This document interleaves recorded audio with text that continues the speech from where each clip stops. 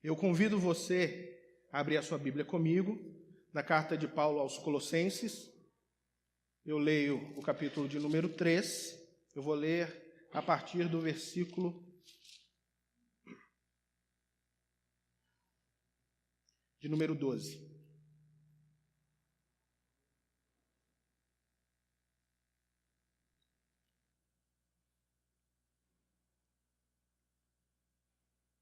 Colossenses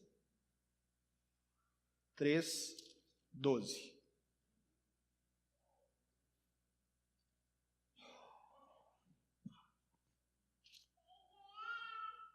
Revesti-vos, pois, como eleitos de Deus, santos e amados, de ternos afetos de misericórdia, de bondade, de humildade, de mansidão, de longanimidade. Suportai-vos uns aos outros, perdoai-vos mutuamente, caso alguém tenha motivo de queixa contra outrem. Assim como o Senhor vos perdoou, assim também perdoai vós. Acima de tudo isto, porém, esteja o amor, que é o vínculo da perfeição. Seja a paz de Cristo árbitro em vosso coração, a qual também fostes chamados em um só corpo, e sede agradecidos. Habite ricamente em vós a palavra de Cristo, instruí-vos e aconselhai-vos mutuamente em toda a sabedoria, louvando a Deus com salmos e hinos e cânticos espirituais, com gratidão em vosso coração, e tudo o que fizerdes, seja em palavra, seja em ação, fazei-o em nome do Senhor Jesus Cristo, dando por ele graças a Deus Pai.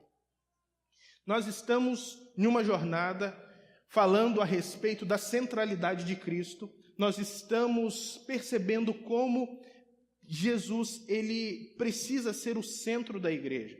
Nós já vimos que Jesus, ele é o centro da igreja, ele é o centro das nossas vidas, ele é o centro de todo o universo, o centro de toda a criação, ele é o centro do pensamento teológico, ele é o centro das nossas emoções, ele é o centro de uma nova humanidade que está sendo formada a partir de Cristo Jesus, uma humanidade que morreu em Cristo e que foi ressuscitada para uma nova vida, a imagem do próprio Jesus.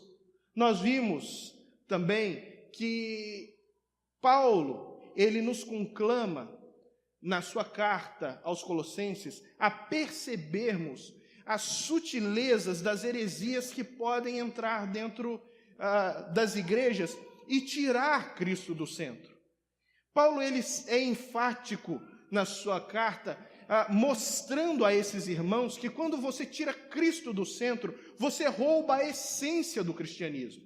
E a igreja que se reúne, ela deixa de ser igreja, porque você tira Jesus do centro. Nós vimos muitas formas de tirar Jesus do centro. Nós vimos o legalismo, nós vimos o ascetismo, nós vimos o sincretismo. Nós vimos que várias maneiras que alguns homens estavam usando, podiam e estavam tirando Jesus do centro da igreja de Colossos. Essas heresias, elas não estavam simplesmente na cidade de Colossos, estava também atuando na cidade de Hierápolis, na cidade de Laodiceia, e essas igrejas estavam sendo profundamente afetadas por esses homens que estavam disseminando esse veneno, essa perspectiva torcida das Escrituras, e esses homens ficaram conhecidos como gnósticos. Eles acreditavam em um conhecimento superior, místico e esotérico, que podia levar as pessoas, através de alguns rituais, ao conhecimento profundo de Deus, ao conhecimento secreto de Deus, e a partir desse conhecimento e desses rituais secretos, as pessoas alcançarem a salvação. E Paulo vem mostrando que não é através de um ritual ou de um conhecimento profundo, secreto, que alguém alcança a salvação, mas a única maneira de você alcançar a salvação é por meio de Cristo e esse crucificado. Se nós não observarmos a cruz de Cristo, entendendo que Deus pagou a nossa dívida no alto daquela cruz, nos comprando de volta para o Pai, para ele mesmo, então ainda a salvação não brotou em nós. Nós não podemos achar que a salvação acontece porque nós estamos nas práticas de algum tipo de rito religioso, ou simplesmente porque nós criamos um estereótipo religioso, porque nós vamos à igreja, porque nós somos politicamente corretos, porque nós damos o nosso dízimo, ou porque nós temos algumas práticas evangelicais que aparentemente nos faz misturar no meio das pessoas na igreja. Isso não significa salvação. Salvação genuína significa um profundo temor no nosso coração, a partir da obra redentora de Jesus na cruz, que faz brotar em nós um profundo amor pela pessoa de Jesus e um profundo temor e respeito e reverência por Deus. Aqui Paulo, então, vai nos alertar que a vida do cristão, nessa nova humanidade, ela não é simplesmente desprovida de uma prática no dia a dia. Não é simplesmente conceitual. A vida cristã não é simplesmente encher a cabeça de um monte de conhecimentos teológicos, ou encher a cabeça de um monte de princípios filosóficos, mas todo o conhecimento doutrinário que nós adquirimos a partir da leitura das Escrituras precisam gerar vida em nós a ponto de manifestar em nossos atos, em nossas atitudes, no nosso dia a dia, na nossa vida prática, a presença de Deus. Nós vimos na semana passada que essa nova humanidade, ela é chamada por Deus para uma nova vida, porque nós fomos ressuscitados com Cristo. Nós morremos, como o batismo nos mostra, e ressuscitamos para uma nova vida. Essa nova vida é longe da prostituição, ela é longe da imoralidade, ela é longe da maldade, ela é longe da maledicência. Paulo nos mostrou tudo isso nos textos anteriores. Agora, nesse texto, ele não vai apenas, ele vai parar de nos mostrar o que nós não devemos fazer e vai mostrar o que nós devemos fazer. Ele vai começar a falar a respeito das virtudes de uma vida cristã genuína. E é por isso que ele inicia o versículo de número 12, nos chamando a uma responsabilidade, e ele fala assim, revesti-vos, pois. Esse pois está ligando o que ele veio falando anteriormente a esse novo momento. E esse novo momento ele está mandando cada um de nós nos vestirmos de alguma coisa, nos vestirmos de uma determinada roupa. E essa determinada roupa, nós podemos nos vestir porque nos textos anteriores ele nos mandou despir. Ele falou, vocês precisam despojar, vocês precisam se despir de toda maledicência, de toda maldade, de toda impureza, de toda prostituição, de toda imundícia.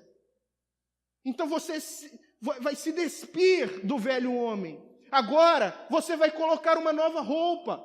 Você vai se vestir com uma nova roupa. Se você se despiu daquelas práticas, agora você precisa se vestir de novas práticas. Mas você se veste de novas práticas por um motivo, porque você é um eleito de Deus. E aí Paulo vem chamando a nossa atenção para a essência da igreja. A igreja é aquela que foi chamada com benevolência e graça pelo próprio Deus. O que Paulo está querendo chamar a nossa atenção é dizer que o eleito é aquele que foi escolhido para depois escolher. É que a iniciativa da salvação, ela não começa na terra, ela começa no céu. Ele nos escolheu, não porque nós éramos santos, mas Ele nos escolheu para sermos santos. Deus não nos escolheu por causa das nossas boas obras. Deus nos escolheu para as boas obras. Deus não nos escolheu porque nós somos obedientes. Deus nos escolheu para obediência. Esse Deus, Ele nos chama graciosamente para nos transformar, para nos dar essa nova vida, porque somente Ele pode, de fato, gerar vida naquilo que estava morto. E a Bíblia vai ser clara quando ela apresenta a nossa realidade longe de Deus. Ela vai dizer que nós estamos mortos nos nossos delitos de pecado. E de repente Deus olha para cada um de nós por causa da sua misericórdia, por causa da sua graça, e diz: haja vida, e a vida acontece em nós. Então essa vida que é nova vai agora manifestar as virtudes de um verdadeiro servo do Senhor.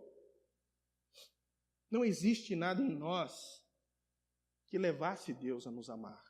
Nós precisamos entender isso. Deus não olha para nós e nos acha bonitinhos, e é por isso que Ele nos ama. Não é que Deus vê alguma bondade no nosso coração e por isso Ele chama você. Deus não viu em nós nada. Se Ele viu alguma coisa, Ele não viu em mim, Ele não viu em você, Ele viu nele mesmo. E isso é a graça dEle, é o seu amor imutável, que olha para o pecador, aquele que era inimigo dele, e Ele resolve trazer o pecador para si, salvá-lo e fazer desse pecador alguém que faz parte da família dele agora. Esse é o Deus de misericórdia que nós servimos. E aí, quando nós entendemos que nós somos chamados como eleitos de Deus, o próximo passo é entendermos que nós somos santos. Então Ele vai dizer: olha, vocês foram chamados como eleitos de Deus santos. Esse santo significa separado. Você precisa entender que a graça de Deus na sua vida, quando ela se manifesta para mudar a sua existência. Ninguém que teve uma experiência com a graça genuína de Deus, poderosa e transformadora, continua vivendo nas práticas do pecado, continua ainda vivendo de maneira oposta à santidade de Deus. Mas agora nós fomos chamados como santos de Deus, aqueles que foram separados. E é isso que significa santo. Santo significa separados. Nós fomos separados para o uso exclusivo de Deus. Para que Deus nos use para a glória dele. Aqui a imagem do santo é a imagem da construção do tabernáculo. Quando Deus, ele conclama o povo a trazer os recursos para a construção do tabernáculo, e depois aquilo tudo é consagrado santo. Ou seja, todo o tabernáculo, os sacerdotes que ali estavam, agora eles são consagrados como santos na presença de Deus. É derramado óleo sobre a cabeça de Arão e ele é declarado santo, aquele que é separado para o uso exclusivo da obra de Deus. Essa é a perspectiva de Deus a seu respeito. É assim que Deus vê você, alguém que precisa se dispor e permitir ser usado para a glória dele. Quando nós andamos na contramão da glória de Deus, quando não permitimos que Deus nos use, a única coisa que nós estamos mostrando é que nós não fazemos parte desse povo eleito. Que nós não fazemos parte dessa nova humanidade para a qual nós somos chamados. Mas não é só santo esse povo. Esse povo é amado. Nós fomos chamados como eleitos de Deus, santos e amados. Irmãos, que preciosa é essa palavra. Como é preciosa a palavra quando Deus declara que nós somos amados por Ele. É preciso compreender o grande amor de Deus por nós quando nós abandonamos a visão humanista de que nós somos bons, de que nós somos bonitinhos, às vezes que nós somos a última bolachinha do pacote, e nós começamos a observar a perspectiva bíblica a respeito do amor de Deus. Nós precisamos entender que lá no Éden, nós viramos as costas para Ele. Lá no Éden, nós dissemos não para Ele. Lá no Éden, nós rompemos com a fonte da vida. Lá no Éden, nós rompemos com a fonte da santidade. Lá no Éden, nós nos transformamos em inimigos de Deus. É como pessoas que estão num campo de guerra e eles estão entrincheirados contra o inimigo. E nós estamos do lado de cá e Deus está do lado de lá. Deus é o nosso inimigo. E tudo o que nós fazemos é ofensivo a Ele, é ofensivo ao caráter dEle, é ofensivo à existência dEle. Mas, de repente, esse Deus nos ama de tal forma que Ele vem habitar no meio de nós e morre na cruz do Calvário e nos chama, por meio da sua graça, para a nossa reconciliação. E aqueles que eram inimigos de Deus agora são reconciliados por meio da cruz de Cristo. E aí nós passamos a ser família dele, filhos de Deus. Nós sentamos na mesa de Deus, como nós vamos fazer daqui a pouco com a ceia. Nós estamos dizendo, nós estamos em comunhão com o Senhor. Nós não somos mais inimigos do Senhor. Nós somos amados pelo Senhor. Essas verdades, elas devem levar o cristão a viver uma vida de santidade, uma vida diferente do mundo aí fora. A vida cristã, ela deve ser demonstrada de forma prática, através da expressão do caráter de Cristo. É assim que as pessoas precisam ver a nossa religião em nós, a nossa espiritualidade em nós. A nossa espiritualidade, ela não é simplesmente um monte de doutrinas que nós passamos a saber, a conhecer, mas que não tem efetividade prática no nosso coração. A nossa fé, ela é sim organizada em um monte de doutrinas, todas elas saudáveis e indispensáveis para a nossa saúde espiritual. Mas essas doutrinas precisam gerar vida em nós, vida transformada em nós. Precisam gerar em nós o caráter de Cristo. É por isso que ele vai dizer assim, que nós precisamos nos portar com ternos afetos de misericórdia. Ternos afetos de misericórdia, a palavra ternos afetos aí, ela é traduzida como ternos afetos, mas na verdade a melhor tradução para essa palavra seria vísceras ou intestino. Diz porque a perspectiva oriental é que o intestino ou as vísceras eram a sede das nossas emoções. E tem muita lógica nisso. Tem muita lógica nisso. Você lembra aí, ou você lembra, ou você está vivendo isso, né? Quando você está apaixonado pelo namorado, né? Aí você vê ele de longe, a primeira, né? Dá borboleta no estômago. É o primeiro lugar que é atingido, né? A pessoa que você está apaixonada, a borboletinha está lá dentro do estômago. E quando você fica nervoso? E quando você está bravo, indignado com alguma coisa, ou com medo, aonde é que resulta o problema? Não é também no intestino? Desanda tudo. Nós falamos, estou desandado, né? É ali. É por isso que ele está falando que é no intestino, ou nas vísceras, que você precisa ter misericórdia. Ele está falando, você precisa ser misericordioso com todas as suas emoções, com todas as forças das suas emoções. Então, você precisa exercer misericórdia de maneira interna. Antes que alguma coisa aconteça, você já precisa ter uma disposição emocional para ser misericordioso. E o que é misericórdia? Misericórdia nada mais é do que lançar o seu coração na miséria do outro. Você lançar o seu coração na miséria do outro. E naquele tempo isso era revolucionário. Por quê? Aquele povo romano, eles não tinham misericórdia. Não havia misericórdia naquela sociedade. Por quê?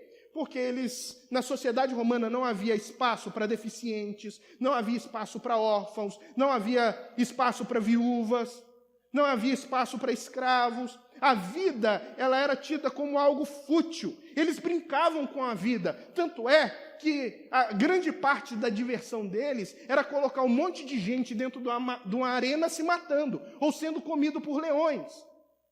E todo mundo ia assistir esse massacre sangrento e aplaudir e bater palma. Misericórdia era algo que era minado daquela sociedade. E Paulo está falando, olha, vocês precisam agora ser misericordiosos. E nós também temos um problema hoje que mina a nossa misericórdia. Sabe o que é? Imagens televisivas.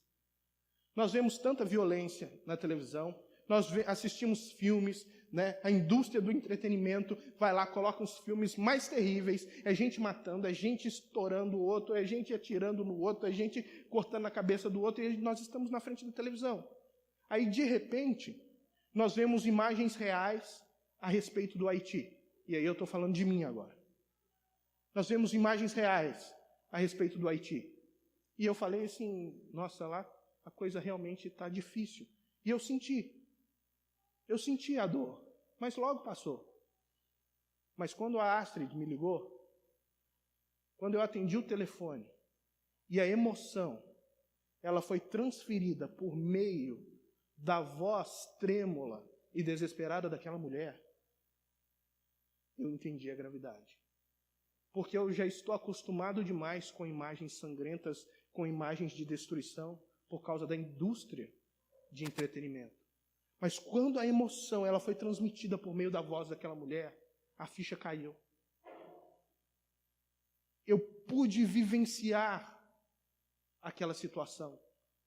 Nós precisamos nos policiar a respeito da misericórdia, porque senão nós nos tornamos endurecidos. Misericórdia, irmãos, aqui é a capacidade de você se estender ao próximo para ajudá-lo na proporção da necessidade dele, e não apenas de acordo com a sua possibilidade. É olhar para o próximo e falar assim, ele precisa, então eu vou me estender a ele e eu vou ajudá-lo. Mas geralmente nós não fazemos ação de justiça. Nós fazemos filantropia. E qual que é a diferença? A filantropia é você ajudar de acordo com aquilo que você pode. Ato de justiça é você dividir o que você tem. E nós fomos chamados como igreja para dividir o que nós temos. Foi isso que a igreja entendeu quando o Espírito desceu com poder nela, em Atos, no capítulo 2.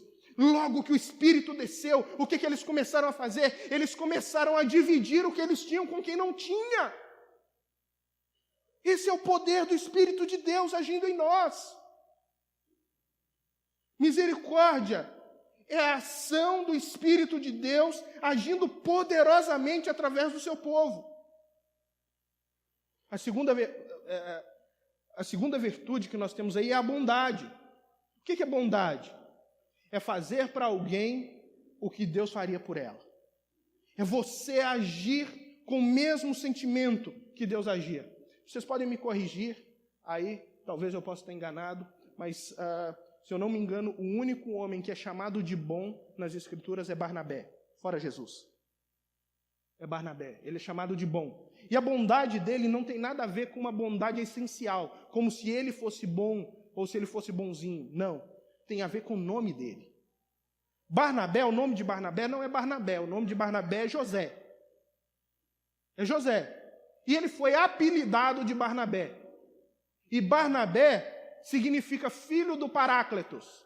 Paráclitos significa consolador. O mesmo nome que é dado para o Espírito Santo. O que aquele povo queria dizer? Que Barnabé era filho do Espírito Santo. E ele é chamado de bom. Bom por quê? Ele foi um dos primeiros a distribuir o que ele tinha para ajudar o próximo. Ele foi o único que acreditou em Paulo quando todo mundo dava na cara de Paulo com a porta. Ele acreditou em Paulo e Paulo se tornou quem foi por causa de Barnabé.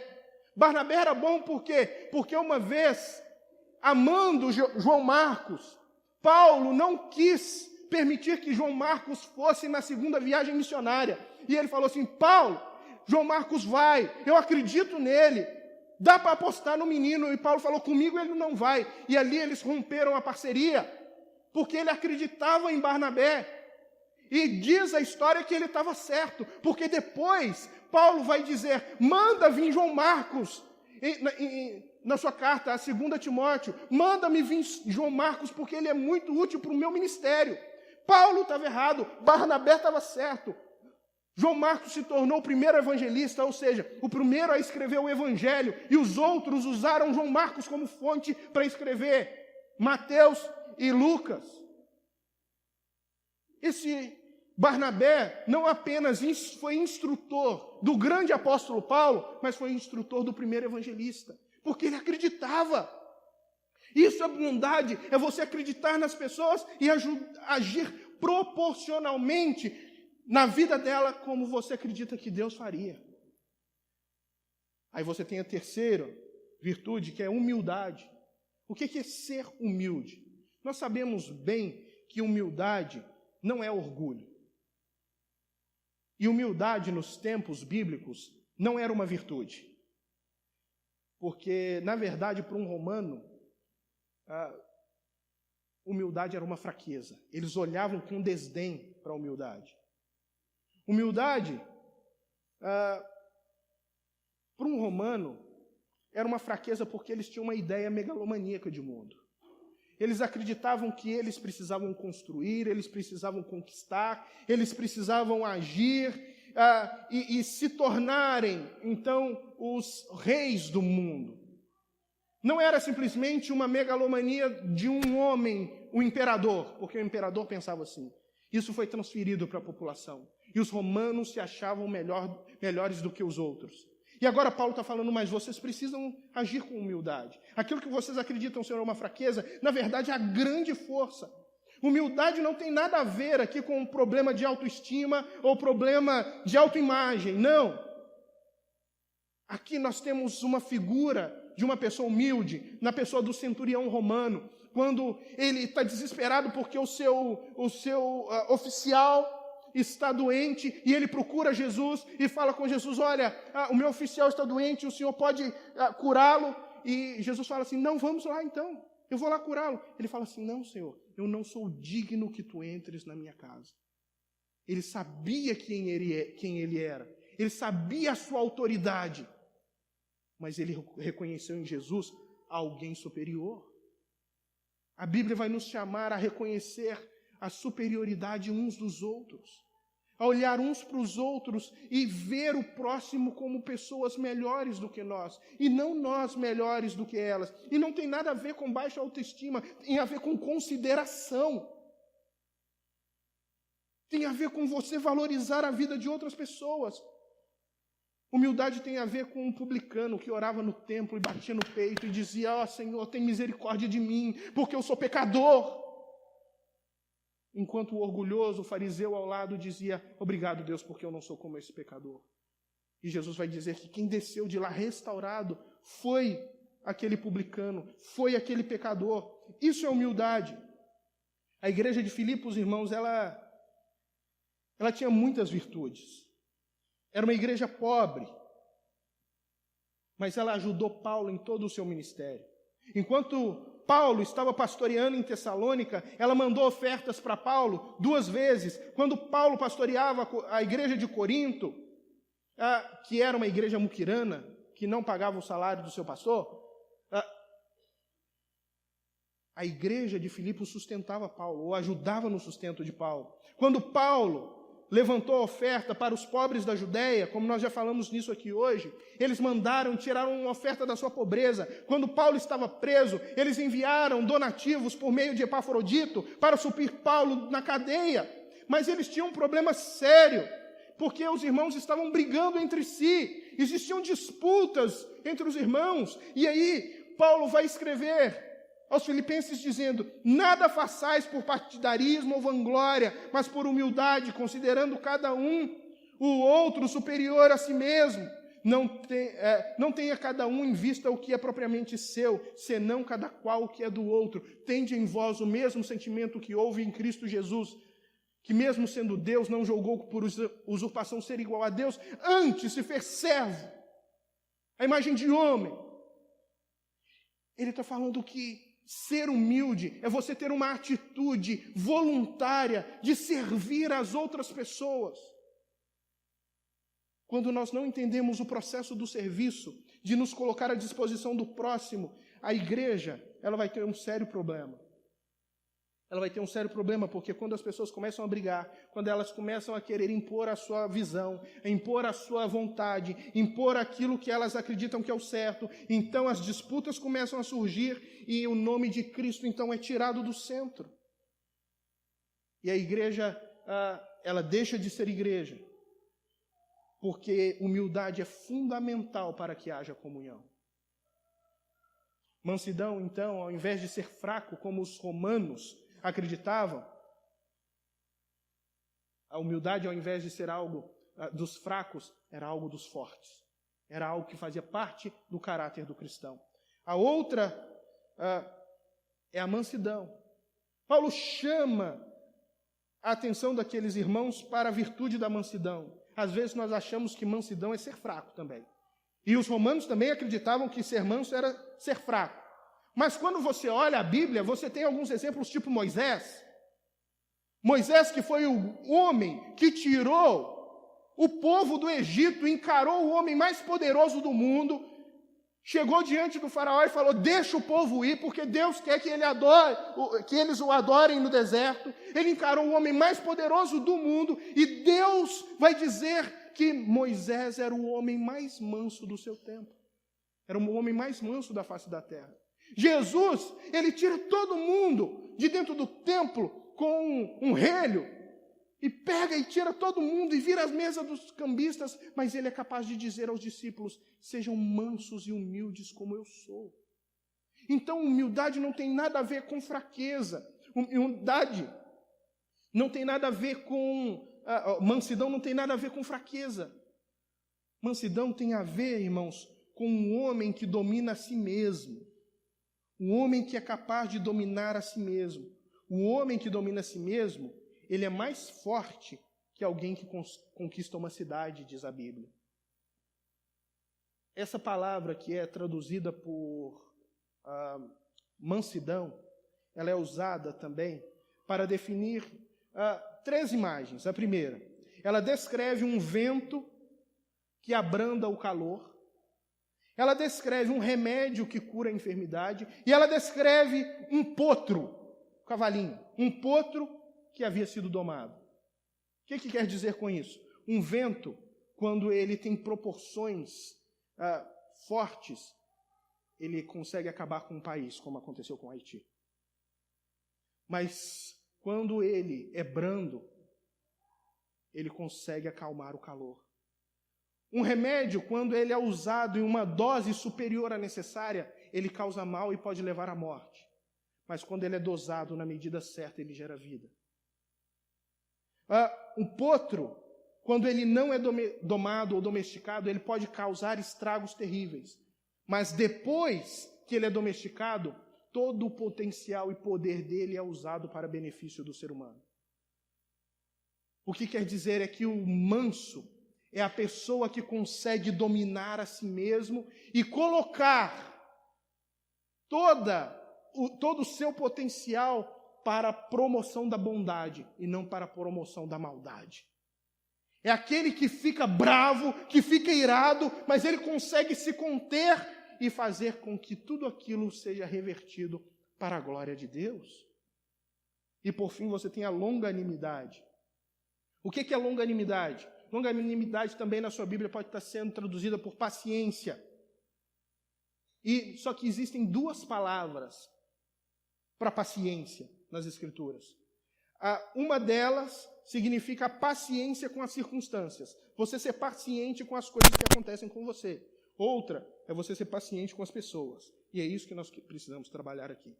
Porque nós falamos, olha, trabalhar com pessoa é difícil, hein? Trabalhar com gente é difícil. É preferível trabalhar com máquina. Porque a máquina a gente pega, não está dando certo, você dá um tempo, você vai lá, chuta a máquina e ela volta a funcionar. Né? Engenharia alternativa. Com gente não dá para fazer isso. Você precisa, né, ter a contribuição da outra pessoa para poder fazer alguma coisa. Eu tenho um colega que ele foi diagnosticado, colega pastor, que ele foi diagnosticado com síndrome do pânico. Aí ele foi consultar com a psicóloga e a psicóloga disse para ele, olha, o seu problema, pastor, é gente. O seu problema é gente. Você não pode se envolver com gente. Eu falei, eu vou fazer o que da vida agora? Né? Eu trabalho com gente. Mas se você continuar trabalhando com gente, você vai morrer. Porque trabalhar com gente é difícil.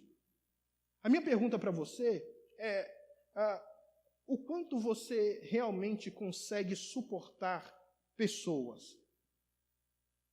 Quanto você consegue suportar as pessoas à sua volta? Porque longânimo é você ter um ânimo bem esticado. É você não estressar com muita facilidade. É você não soltar o cachorro com facilidade naqueles que começam a pisar no teu calo.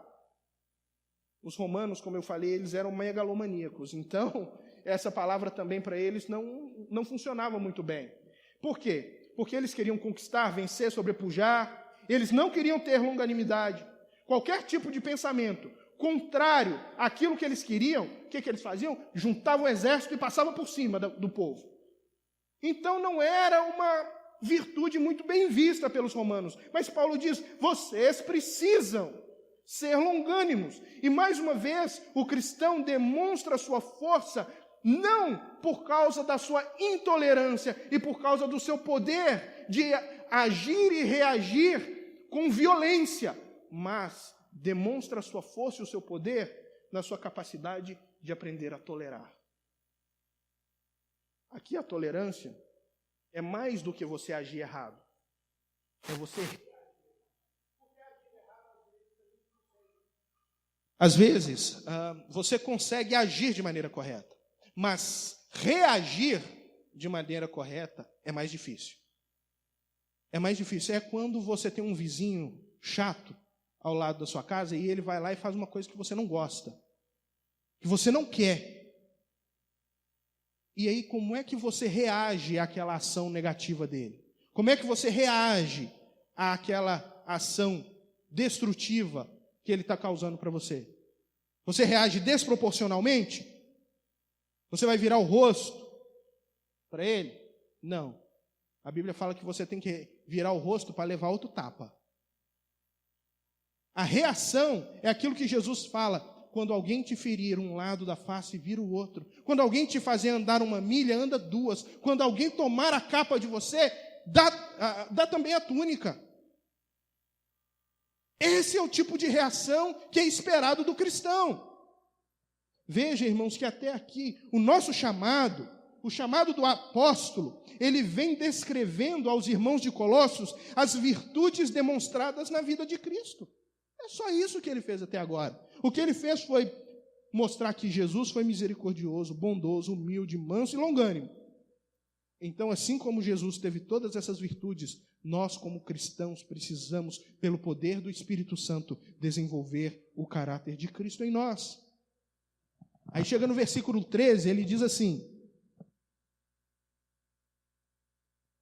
suportai-vos uns aos outros, perdoai-vos mutuamente, caso alguém tenha motivo de queixa contra outrem. Assim como o Senhor vos perdoou, assim também perdoai vós.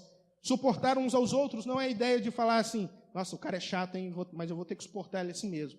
Não, suportar aqui é você servir de suporte, de arrimo, de pilar, de sustentação para a vida de outras pessoas. E entenda uma coisa, suportar as pessoas significa o seguinte, que você vai precisar perdoar mutuamente, que quer dizer que o perdão é uma via de mão dupla. Perdão é uma via de mão dupla, você precisa aprender a perdoar e precisa aprender a pedir perdão, precisa aprender a se arrepender. Também fala a respeito da queixa um do outro. Olha, para de ser iludido de que na igreja você não vai ter dificuldade, de que na igreja vai ser todo mundo com auréola. Não vai. Nós sempre vamos ter alguma coisa a olhar para o outro e falar assim, não, eu não concordo com isso. A atitude aqui não é de oposição e de separação, a atitude é de união e de superação. Essa é a proposta de Paulo. Então, se você tiver isso, perdoa. E o perdão, ele tem um motivo. Por que você tem que perdoar? Porque você foi perdoado. Porque Deus perdoou você. O perdão que Deus abriu a você é muito maior do que o perdão que você tem que dar para o seu vizinho. Porque o próprio Jesus vai contar a parábola do credor incompassivo, e ele vai dizer que o perdão que Deus deu a quem lhe devia era de 10.000 talentos. O perdão que o homem não deu ao seu vizinho era de 100 denários. Isso significa uma diferença de 600 600.000 vezes. Ou seja, o que você deve para Deus é 600.000 vezes mais terrível do que qualquer tipo de ato que alguém pode fazer por você. Mas Deus perdoou você e você precisa perdoar. Então, assim como Deus nos perdoou, nós precisamos perdoar. Isso não quer dizer que nós precisamos ter amnésia. Não quer dizer que, porque Deus fala nas Escrituras que Ele lança no mar do esquecimento, significa que Ele tem amnésia. Não, Deus não tem amnésia.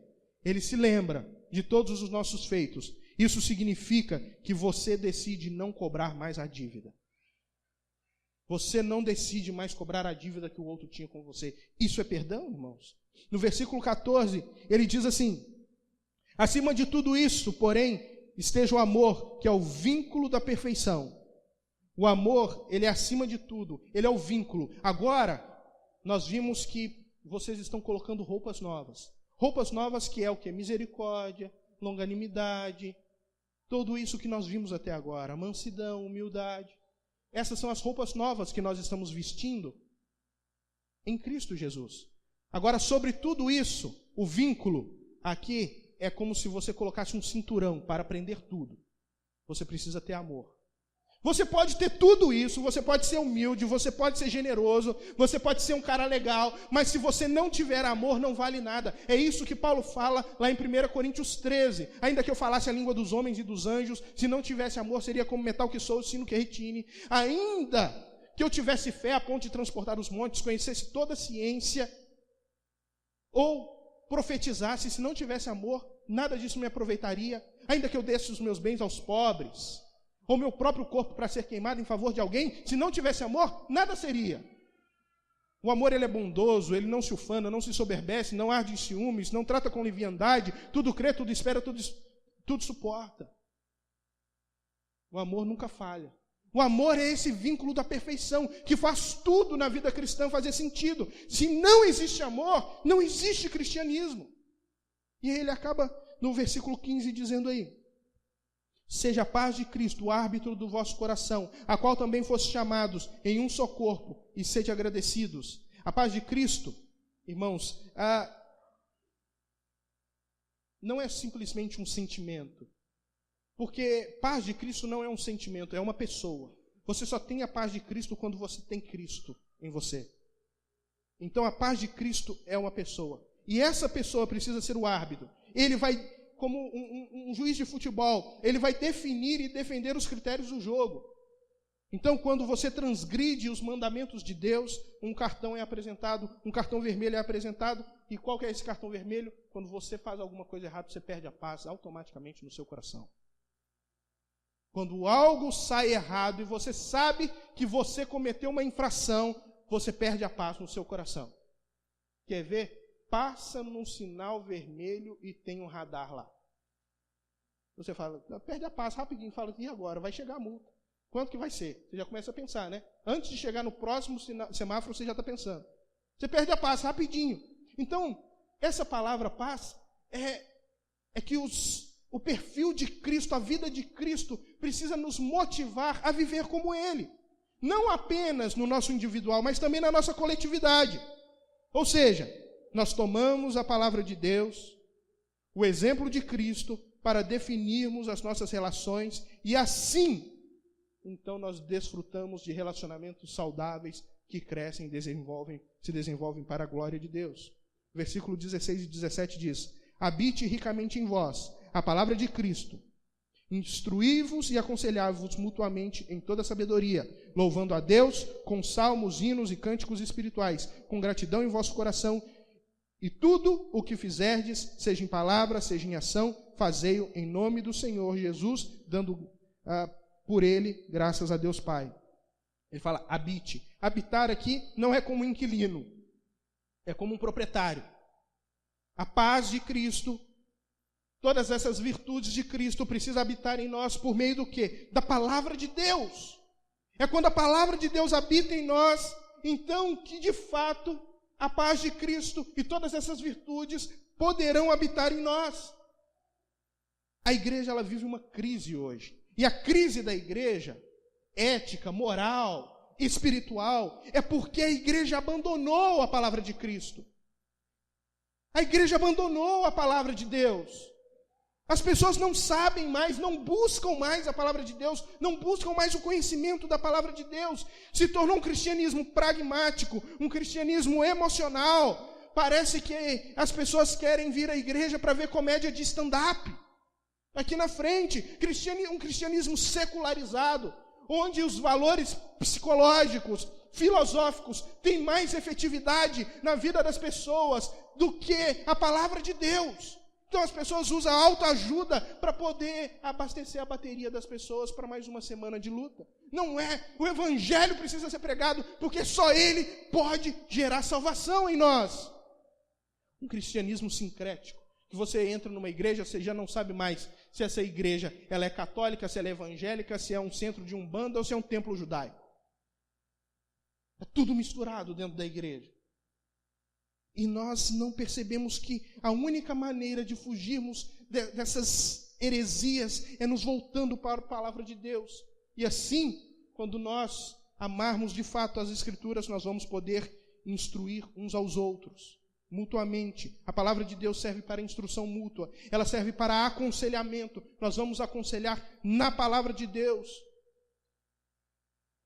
Entendendo tudo isso, irmãos, porque Deus nos perdoou. E como diz o versículo de número 17, tudo o que fizerdes, vocês façam, seja em palavra, seja em ação, fazei em nome do Senhor.